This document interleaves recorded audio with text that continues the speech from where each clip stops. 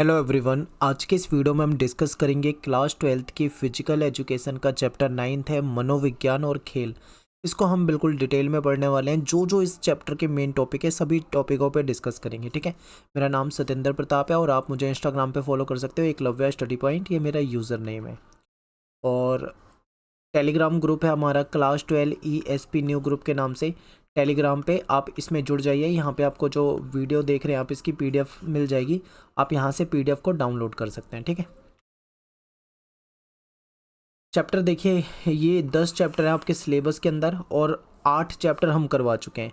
आज 9th chapter हो जाएगा अपना, फिर केवल एक चैप्टर बच जाएगा, इसको भी जल्दी ही करा देंगे। एक बार सिलेबस देख लीजिए, आपके सामने सिलेबस है। ये टॉपिक जो है मेनली इस वाले चैप्टर के अंदर हैं और ये टॉपिक हमको यहाँ पे कवर करने हैं। तो सबसे पहला टॉपिक है हमारा व्यक्तित्व यानी कि पर्सनैलिटी। पर्सनैलिटी का क्या मतलब होता है ये समझिए। देखिए, हम कहते हैं ना कि उसकी पर्सनैलिटी बहुत अच्छी है, तो पर्सनैलिटी से केवल आप लुक्स पे मत जाइए। कई बच्चे या कई स्टूडेंट ऐसा सोचते होंगे कि किसी की लुक्स कैसी है, वो कैसा दिखता है, देखने में कैसा है, वही उसकी पर्सनैलिटी है। तो ये गलत है। लुक्स जो होता है हमारी पर्सनैलिटी का केवल एक छोटा सा हिस्सा होता है। हमारी पर्सनैलिटी में केवल हमारी लुक्स को नहीं देखा जाता, बल्कि हमारे सामाजिक गुण क्या हैं, हमारे मानसिक गुण क्या हैं, हमारे शारीरिक गुण क्या है, हमारे भावनात्मक यानी कि हमारे इमोशंस, हमारे इंटरेस्ट, हमारी रुचियाँ, हमारा बिहेवियर यानी कि हमारा व्यवहार, हमारी योग्यताएं क्या हैं। ठीक है, हमारे अंदर कितनी क्षमता है, क्या हमारी कैपेसिटी है, क्या हमारी क्वालिफ़िकेशन है, हमारी एलिजिबिलिटी क्या है, सारी चीज़ों को देखा जाता है। इन सब चीज़ों से मिलाकर हमारी पर्सनैलिटी बनती है। ठीक है, तो ये जो पर्सनैलिटी होती है जिसको हम हिंदी में व्यक्तित्व कहते हैं, ये शब्द जो है लैटिन भाषा का एक शब्द था जिसे बोला जाता है परसोना। परसोना से निकला है पर्सनैलिटी और उसी को हम हिंदी में पढ़ते हैं व्यक्तित्व। ठीक है, अब बात करते हैं कि पर्सनैलिटी या जो व्यक्तित्व होता है वो क्या होता है। तो इसको हम सीधा सीधा ये देख सकते हैं कि इसका अर्थ होता है मुखौटा। अब मुखौटा क्या होता है, आप सभी जानते हैं कि हम अपने चेहरे पे जैसा मुखौटा लगा लें हम वैसे ही दिखते हैं। जैसे कि आप अपने चेहरे पे किसी हीरो का मुखौटा लगा देते हैं, किसी फिल्म एक्टर का मुखौटा लगा लेते हैं, तो आपका जो फेस होगा वो उसकी तरह दिखेगा। यानी हम किसी के जैसा बनने की कोशिश कर रहे हैं, या जो हमारा जैसा चेहरा दिख रहा है वैसा हमारा मुखौटा है। इस तरीके से आप समझ सकते हैं। देखिए, इसके ना दार्शनिक रूप में देखें तो इसका बहुत गहरा मतलब है, लेकिन हमको क्या करना है, सिलेबस के अकॉर्डिंग समझना है। तो देखिए, इसमें क्या है कि जिसका पर्सनैलिटी जो होता है, व्यक्तित्व जो होता है, ये लैटिन भाषा का शब्द है परसोना, उससे बना है, जिसका मतलब होता है मुखौटा। मुखौटे का मतलब है व्यक्तित्व का वह मुखौटा जिसे लगाकर व्यक्ति अपने वातावरण के संपर्क में आता है। जिस मुखौटे को लगा के हम अपने वातावरण के संपर्क में आ रहे हैं वो हमारी पर्सनैलिटी है। पर्सनैलिटी में क्या क्या देखा जाता है, हमारे शारीरिक गुण, मानसिक गुण, सामाजिक गुण, भावनात्मक गुण, हमारी रुचियाँ, हमारे व्यवहार, हमारी योग्यता, ये सारी चीज़ें देखी जाती है। ठीक है, और इनके साथ व्यक्ति जो होता है वो अपने वातावरण के संपर्क में आता है, तो ये हमारी पर्सनैलिटी है। अब पर्सनैलिटी जो है ना, उसको एक विद्वान है जिनका नाम है जंग विद्वान ने क्या कहा है कि पर्सनैलिटी को 3 कैटेगरी में बांट के बताया। एक होता है बहिर्मुखी, एक अंतर्मुखी, एक उभयमुखी। ठीक है, यानी इंट्रोवर्ट, एक्सट्रोवर्ट।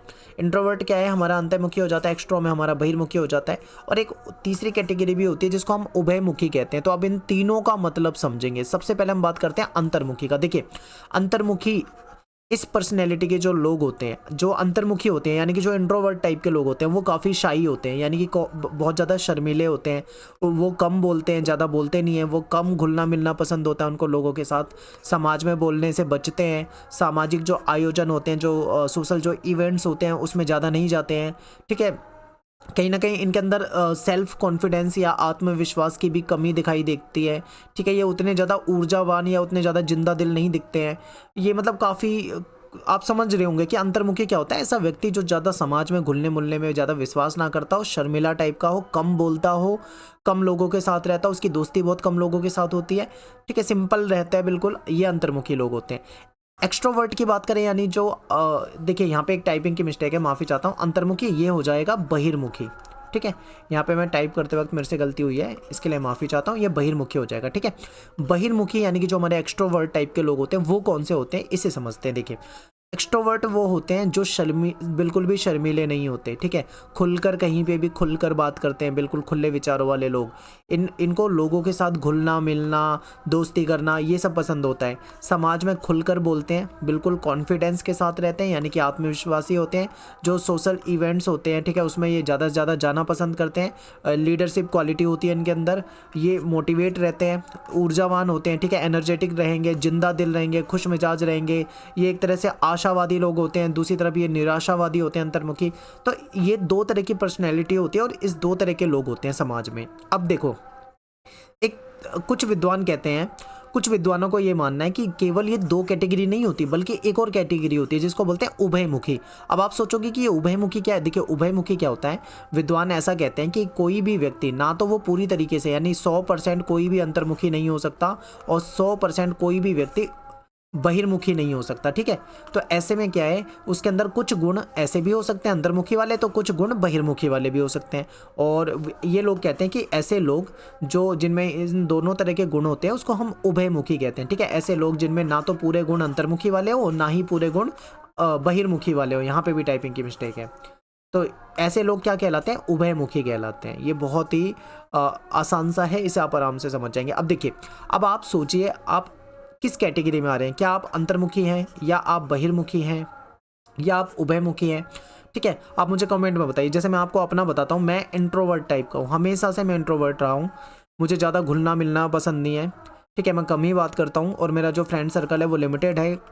कम दोस्त हैं पर अच्छे दोस्त हैं, ठीक है। बहुत ज़्यादा इवेंट्स में जाना, भीड़ भाड़ में जाना, या बहुत ज़्यादा लोगों के बीच में रहना, मुझे ये सारी चीज़ें नहीं पसंद। तो मैं इस तरीके से इंट्रोवर्ट कैटेगरी में आता हूँ। आप किस कैटेगरी में आते हैं? अगर आप एक्सट्रोवर्ट हैं तो आप ये बता सकते हैं, या इंट्रोवर्ट हैं, या फिर कैसे हैं आप, मुझे कमेंट में बताइए। अब बात करते हैं नेक्स्ट कि व्यक्तित्व जो होता है, हमारी पर्सनैलिटी जो होती है, उसके 5 बड़े सिद्धांत होते हैं। तो कैसे हम व्यक्तित्व को आकलन करते हैं, कैसे मापते हैं? तो देखिए, 5 सिद्धांत इसके बताए गए हैं, जैसे कि स्पष्टता संबंधी लक्षण, यानी किसी व्यक्ति के स्पष्टता संबंधी लक्षण हो, जैसे व्यवहारिक रूप में देखा जाए, उसकी कल्पनाशीलता में देखे, उसके इंटरेस्ट में देखे, उसकी जिज्ञासा या क्रिएटिविटी या भावनात्मक इमोशंस कैसे हैं, इन सब चीज़ों से पता लगता है। फिर देखते हैं कर्तव्य निष्ठा, किसी व्यक्ति के अंदर किस प्रकार की कर्तव्य निष्ठा है, जैसे कि क्या वो सेल्फ डिसिप्लिन रहता है, कर्तव्य निष्ठा है, अपने कर्तव्य के प्रति जागरूक है, दूसरों पर निर्भर तो नहीं है, कठोर परिश्रम करता है या नहीं करता, महत्वाकांक्षी है या नहीं है, जीवन में जो चुनौती आती है उसका सामना कर पाता है या नहीं कर पाता, ठीक है। बहिर्मुखी वाले संबंध, जैसे कि एनर्जी कैसी है, पॉजिटिव सोचता है या नहीं सोचता, इमोशंस, ठीक है, स्वीकारात्मक, मिलनसार है या नहीं, बातूनी। हाँ, बहिर्मुखी वाले लोग कुछ ऐसे भी होते हैं जो बहुत बातूनी होते हैं, बहुत ज़्यादा फालतू की बातें भी करते हैं, तो ये भी चीज़ें हो जाती हैं। जिंदा दल, स्नेह, मित्रतापूर्ण उसका बर्ताव है या नहीं। फिर सहमतता वाला लक्षण, जिसमें सहयोग करता है या नहीं करता, व्यवस्थित है, उदार है, लिबरल उसकी सोच है या नहीं है। या फिर मनोविज्ञान से रिलेटेड, मनोविशुद्धता से रिलेटेड हम देखें तो जिसमें जो कहीं उसे बहुत ज़्यादा गुस्से वाला तो नहीं है, कोई डिप्रेशन में तो नहीं है, चिंता या तनाव में तो नहीं है, इस तरह की चीज़ें। तो ये इनसे किसी की पर्सनैलिटी को मापा जाता है, ठीक है। किसी की पर्सनैलिटी को देखनी है तो ये देखा जाएगा, क्या वो व्यक्ति गुस्से वाला है, क्या कोई डिप्रेशन में तो नहीं चल रहा, क्या वो बेफालतू में चिंता तो नहीं करता, टेंशन तो नहीं करता। अब यहाँ 2 शब्द होते हैं, एक चिंता और एक होता है चिंतन। जो समझदार व्यक्ति होता है वो चिंता की जगह चिंतन करता है, यानी किसी चीज़ पे सोचता है कि इस प्रॉब्लम को कैसे सॉल्व किया जाए। लेकिन जो एक कम समझदार व्यक्ति होता है वो क्या करता है, वो चिंतन ना करके केवल चिंता करता है और चिंता में, टेंशन में घुलता रहता है और अपना ही नुकसान करता रहता है। फिर हम ये भी देख सकते हैं, सहयोग करता है समाज में या नहीं करता, उदार है या नहीं है, लोगों के साथ निष्ठावान है या नहीं है, एनर्जेटिक है या नहीं, पॉजिटिव उसकी सोच है या नहीं, भावनात्मक रूप से कैसा है, ठीक है, मिलनसार उसका नेचर है या नहीं। उसके नेचर को, उसके व्यवहार को, उसके पर्सनैलिटी को लोग इस तरीके से जज करते हैं। तो ये 5 कुछ क्राइटेरिया बता रखे हैं। अगला है कि प्रेरणा तथा उसके प्रकार। ये बहुत इंपॉर्टेंट क्वेश्चन है। प्रेरणा क्या होता है? प्रेरणा भी एक शब्द है लैटिन भाषा का जिसको मोटिव कहते हैं, मोटिव। तो इसका अर्थ होता है गतिमान कारण। किसी चीज़, किसी भी मतलब कार्य के लिए हमारा एक कारण होता है, ठीक है। जैसे कि आप एजुकेशन प्राप्त कर रहे हो, आप 12th क्लास में हो तो आप पढ़ रहे हो, उसके पीछे भी एक कारण है। क्या कारण है? कि भाई आप पढ़ के आप हायर एजुकेशन में जाना चाहते हो, ग्रेजुएशन करना चाहते हो, या फिर आप ज़्यादा मार्क्स लेना चाह रहे हो, ज़्यादा मार्क्स का भी आपका कुछ उद्देश्य होगा। हर काम के पीछे कोई ना कोई कारण, कोई ना कोई उद्देश्य होता है। तो यही मोटिव होता है हर काम का, ठीक है। हम जो भी करते हैं या जो नहीं करते हैं उसके पीछे कोई ना कोई मोटिव या कोई ना कोई प्रेरणा जरूर होती है। प्रेरणा के 2 आयाम होते हैं, एक उद्देश्य और एक दिशा। हर कार्य का एक उद्देश्य होता है, ठीक है, और बिना उद्देश्य और बिना दिशा के कोई कार्य सफल नहीं हो पाएगा, ये आपको ध्यान रखना है। कोई भी कार्य हो तो उसका एक परफेक्ट उद्देश्य होना चाहिए। प्रेरणा जो होती है हमें अपने लक्ष्य को पाने के लिए कहीं ना कहीं केंद्रित करती है और हमको मजबूत बनाती है। इसलिए कहते हैं कि किसी भी कार्य को करने के लिए एक सही दिशा की जानकारी होनी चाहिए, सही दिशा में सही लक्ष्य के साथ और सही उद्देश्य के साथ हमें किसी कार्य को करना चाहिए। अब ये जो प्रेरणा होता है इसको हम दो कैटेगरी में बांट के देखते हैं, यानी मोटिवेशन जो है इसको दो कैटेगरी में बांटेंगे, एक आंतरिक और बाहरी। आंतरिक प्रेरणा क्या है, जो हमें अंदर से आए, यानी ऐसी फीलिंग जो हमें अंदर से किसी कार्य को करने के लिए प्रेरित कर रही हो, उसको आंतरिक मोटिवेशन कहेंगे। एक होता है बाहरी मोटिवेशन, ठीक है। मैं एग्जांपल देता हूँ। देखिए एक बच्चा है, वो साइकिल चलाना सीख रहा है। अब साइकिल चलाना सीखता है तो मान लीजिए वो साइकिल लेकर निकला और वो कहीं गिर गया, ठीक है। अब गिर गया है तो उसको क्या हो गया, उसको चोट लग गई है। अब गिर जाने से, चोट लग जाने से उसको खून निकला होगा, उसको दर्द हुआ होगा। अब यहाँ पे वो बच्चा दो काम कर सकता है, या तो वो साइकिल चलाना छोड़ दे, वो ये सोचे कि साइकिल गलत चीज़ है, इससे तो गिर जाएंगे, चोट लग जाएगी, हाथ पैर टूट सकते हैं, तो साइकिल नहीं चलानी अपने को। दूसरा वो ये सोचे कि चल कोई नहीं, अभी हो गया है, मैं दवाई करा लेता हूँ, इलाज करा लेता हूँ, ठीक हो जाऊंगा, लेकिन मैं सीख के रहूँगा। तो ये क्या है, उसको अंदर से प्रेरित कर रही है। ये से बोलते हैं कहीं ना कहीं इंटरनल मोटिवेशन। हमें अंदर से आंतरिक प्रेरणा मिल रही है कि उस कार्य को करना है। क्यों? क्योंकि भाई उसको साइकिल सीखनी है, उससे उसको संतुष्टि मिलती होगी, उसे खुशी मिलती होगी, इसलिए वो व्यक्ति उस काम को करता है, ठीक है। एक एग्जांपल, एक चिड़िया है, वो अपना घोंसला बना रही है, वो दुनिया भर से घास, लकड़ी के टुकड़े या झाड़ी वगैरह जो भी वो चीज़ें यूज़ करती है वो लेकर आती है, अपना घोंसला बनाती है, वो हवा आती है, उसका वो गिर जाता है, फिर उठाती है, फिर गिर जाता है, फिर उठाती है, फिर गिर जाता है। ये हो रहा है, बार बार उसके कार्य में रुकावट आ रही है, लेकिन फिर भी वो अंत तक उस काम को करती है और एंड में क्या होता है, वो उसका घोंसला बन जाता है। यानी कि वो आंतरिक रूप से कहीं ना कहीं मोटिवेट है। ऐसे ही आप स्टडी को लेकर, कोई बच्चा आपने देखा होगा जिसको कोई कहता नहीं है कि पढ़ाई कर, लेकिन वो दिन रात पढ़ता है, बिना कुछ सोचे समझे बस पढ़ता रहता है, तो कहीं ना कहीं वो आंतरिक रूप से प्रेरित है। जो इंटरनल मोटिवेशन होती है वो बहुत तगड़ी होती है, जिसको ये होती है वो उस कार्य में जरूर सफल होता है, ठीक है। एक होती है बाहरी प्रेरणा। जब कोई व्यक्ति किसी कार्य को करने की प्रेरणा बाहर से लेता है तो उसे बाहरी प्रेरणा के रूप में हम देख सकते हैं। ये बाहर से हमें चीज़ें प्रेरित करती है। कई बार क्या होता है, हमारे माँ बाप हमसे बोल देते हैं, लालच दे देते हैं कि अगर तू फर्स्ट आ जाएगा या अच्छे नंबर ले आएगा या इतने % नंबर ले आएगा तो मैं गिफ्ट दिला दूंगा, मैं साइकिल दे दूंगा, मैं मोबाइल दे दूंगा, मैं ये वो XYZ, कोई भी लालच हो सकता है, कोई लालच जिसकी वजह से हम मोटिवेट होकर ये दिमाग में डाल लें कि अगर हम इतने नंबर ले आएंगे तो हमको ये चीज़ मिल जाएगी। अगर इस तरीके से हम सोच रहे हैं तो ये बाहरी प्रेरणा है। इसमें अंदर से हमें कोई ऐसी फीलिंग नहीं है, लेकिन हमको वो चीज़ चाहिए, इसके लिए हम मेहनत कर रहे हैं, तो उसको हम क्या बोलते हैं, बाहरी। और बाहरी में क्या होता है, कोई इनाम या कोई तोहफा वगैरह हमें कहीं ना कहीं मोटिवेट करता है, लेकिन जो बाहरी प्रेरणा होती है ना, वो उतने लंबे समय तक उतनी दृढ़ नहीं रह पाती है। कभी कभी हो सकता है कि वो प्रेरणा कमज़ोर हो, लेकिन इंटरनल जो होती है वो हमेशा इंसान को मजबूत बनाती है और उसके कार्य को सफल बनाती है। नेक्स्ट है व्यायाम का एक टॉपिक है आपके में। व्यायाम जो होता है क्या होता है आप सभी जानते हैं। व्यायाम के क्या लाभ हो सकते हैं? देखिए, अगर हम रेगुलर एक्सरसाइज करते हैं तो शरीर लचीला होगा, फ्लेक्सिबिलिटी आएगी, हमारा शरीर जो है सुडौल हो जाएगा, आसन में हमारे सुधार आएगा, हमारी जो इम्यूनिटी पावर होती है, रोग प्रतिरोधक क्षमता होती है, उसका विकास हो जाएगा। हम विभिन्न प्रकार के जो छोटे मोटे रोग होते हैं, जो लाइफस्टाइल से रिलेटेड रोग हैं, जैसे कि डायबिटीज़ हो गया, कोलेस्ट्रॉल हो गया, ठीक है, मोटापा हो गया और अस्थमा या अन्य कोई रोग है, उससे बचाव हो जाएगा। चिंता में कमी, क्या ज़्यादातर लोग जो टेंशन में रहते हैं, अगर वो रेगुलर एक्सरसाइज करें, वॉक पे जाएं, ठीक है, रनिंग, जॉगिंग या जो भी एक्सरसाइज है, योगा वगैरह करते हैं, तो उनकी चिंता में कमी आती है, आत्मसम्मान में बढ़ोतरी होगी, हमारे स्वास्थ्य में सुधार होगा। इसके अलावा कम से कम 10 पॉइंट ऐसे हैं जो आप बना कर भी लिख सकते हो। तो ये टॉपिक व्यायाम के लाभ में आप कितना भी लिख दो, कम नहीं है, आराम से पॉइंट बनेंगे, तो आप इन पॉइंट को याद करके जाएं, ठीक है। नेक्स्ट टॉपिक है आक्रामकता। आपने देखा होगा आक्रामक हो जाते हैं कई लोग। आक्रामकता क्या होता है? हमारे शारीरिक या मौखिक व्यवहार है, हमारा शारीरिक या मौखिक व्यवहार जिसका लक्ष्य दूसरों को शारीरिक या मनोवैज्ञानिक रूप से नुकसान पहुंचाना हो, ये आक्रामकता कहलाता है। अब देखिए, कोई व्यक्ति किसी दूसरे व्यक्ति को गाली दे रहा है, ठीक है, गाली देता है, तो वो मौखिक व्यवहार है, उसका मौखिक आक्रामकता है, कहीं ना कहीं मौखिक रूप से उसको नुकसान पहुंचाना चाहता है, उसको हर्ट करना चाहता है। या कोई व्यक्ति किसी दूसरे व्यक्ति को मारता पीटता है, तो कहीं ना कहीं वो शारीरिक रूप से उसको नुकसान पहुंचाना चाह रहा है, ये आक्रामकता होती है। और ये हमें गेम्स के अंदर दिखती है, खेल के अंदर।